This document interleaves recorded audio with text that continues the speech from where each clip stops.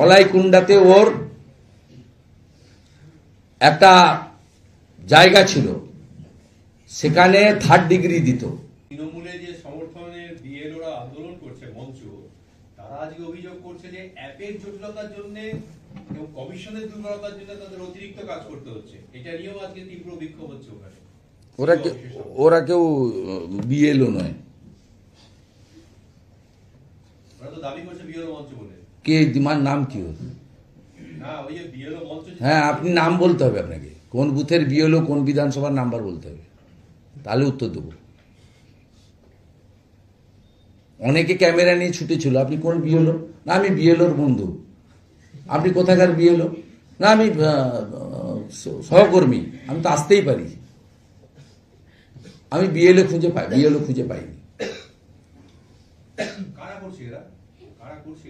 ভয় দেখাতে চাইছে, আর কয়েকদিন ভয় দেখা, শিপিং কর্পোরেশনে চলে যাবে অফিস। ভারত সরকার জায়গা দিয়ে দিয়েছে, আমরা তো খুশি। এই আদি জাপ্তার একটা বদমাইশ 6 বছর ধরে ওটা তৃণমূলের পার্টি অফিস করে রেখেছিল। ওখান থেকে এদের যত অত্যাচার হবে ইলেকশন কমিশন বাধ্য হবে। এরা যত নোংরামি করবে কেন্দ্রীয় বাহিনী তত তাড়াতাড়ি আসতে বাধ্য হবে। আপনি দেখলেন না, মমতা বন্দ্যোপাধ্যায় প্রথম দিন থেকে SIR करने नहीं दूंगी, पूरा आंदोलन होगा, पूरा आंदोलन, कोई मैं फाक फोकर नहीं रहेगा, पूरा आंदोलन। তারপরে বলছি না করতে দিলে না রাষ্ট্রপতি শাসন করে দিত। ঠেলায় না পড়লে বিড়াল গাছে ওঠে না। দাদা প্রায় 29 দিন হলো ওই একটা জায়গা দখল করে মঞ্চ বেঁধে এই বিষয়টা চলছে। সৌজন্যে মমতার চামচা মনোজ বার্মা জঙ্গলমহলে আদিবাসী এবং মাহাতোদের মাওবাদী বলে পেটাতো যে। আগামী বিধানসভা ভোটে মনোজ বার্মার এসপি থাকার সময় তখন ঝাড়গ্রাম জেলা তৈরি হয়নি। আমি কুকীর্তি প্রকাশ করব। অবিভক্ত পশ্চিম মেদিনীপুর জেলায় কি করেছে, কলাইকুণ্ডাতে ওর একটা জায়গা ছিল, সেখানে 3rd ডিগ্রি দিত। পাগুলো ঝুলিয়ে ভ্যানে বাঁধত, দিয়ে পেটাতো। আমি জঙ্গলমহলের 15 থেকে 20টা ছেলেকে 1.5 বছর আমার শেল্টারে রেখেছিলাম মনোজ বার্মার হাত থেকে বাঁচিয়ে। সৌজন্যে মনোজ বার্মা। যতই গোপ পাকান, ও গোপ পাকিয়ে কিছু হবে না। আপনাকে ঠিক চেনে এলো, সময় সুযোগ মতো ঠিক হবে, হিসাব হবে। এই সরকার শুধু হিন্দু বিরোধী সরকার নয়, জনগণের ট্যাক্সের বেতন টাকায়, করের টাকায় বেতন পাওয়া কলকাতা পুলিশকেও নির্লজ্জতার মাথা খেয়ে মুসলিম লীগের পুলিশ জামাতিদের পুলিশে পরিণত করার কাজ বৃত্ত সম্পূর্ণ হয়েছে। আমি পুলিশের টুইট, এক্স হ্যান্ডেলে তাদের পোস্ট, তাদের লিখিত বিবৃতি এবং বিভিন্ন সংবাদ মাধ্যম, ইলেকট্রনিক্স মিডিয়া পোর্টালকে দিয়ে তাদের স্পিচগুলো শুনছিলাম।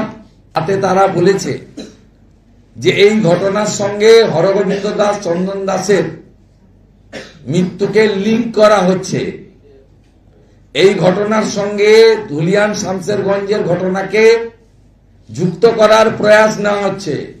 পুলিশ আরো বলেছে, আমরা তো ধুলিয়ান শামসেরগঞ্জের ঘটনায় ব্যবস্থা নিয়েছি, চার্জশিট দিয়েছি, কোর্টে মামলা বিচারাধীন। এর সঙ্গে যারা ময়মনসিংহের বাঙালি হিন্দু পুড়িয়ে মারার ঘটনা সম্পৃক্ত করবেন, তাদের বিরুদ্ধে ব্যবস্থা নেব। এটা তো কালকে হুমকি ছিল।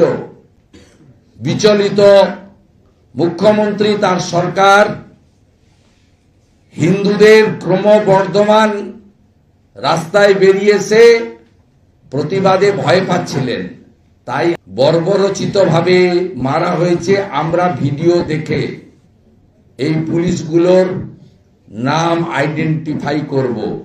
আমাদের ধারণা এই পুলিশগুলোর মধ্যে একটা বড় অংশ ভুয়া ওবিসি সার্টিফিকেট দিয়ে ওবিসি কোটায় তৃণমূলের আশীর্বাদ নিয়ে এই আগামী বিগত 8-10 বছরের মধ্যে চাকরি পেয়েছে।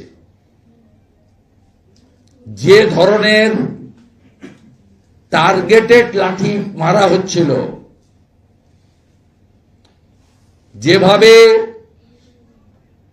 লাল বাবা মহারাজ সহ গেরুয়া বসন পরা, ধুতি পরা, পাঞ্জাবি পরা, গলায় রুদ্রাক্ষের মালা, কারোর জটা, কারো মুন্ডিত মস্তক, তাদেরকে নিরস্ত্র সাধুগুলোকে যেভাবে পেটাচ্ছিল, এতে পরিষ্কার হয়ে গেছে এই লাঠিটা শুধু পুলিশ তার কর্তব্য পালনের জন্য মারছে না। যারা এই ঘটনা ঘটাচ্ছেন তাদের মধ্যে অন্য কোন প্রবৃত্তি লুকিয়ে রয়েছে, কোন হিডিং এজেন্ডা রয়েছে। আমরা এটা ছাড়বো না।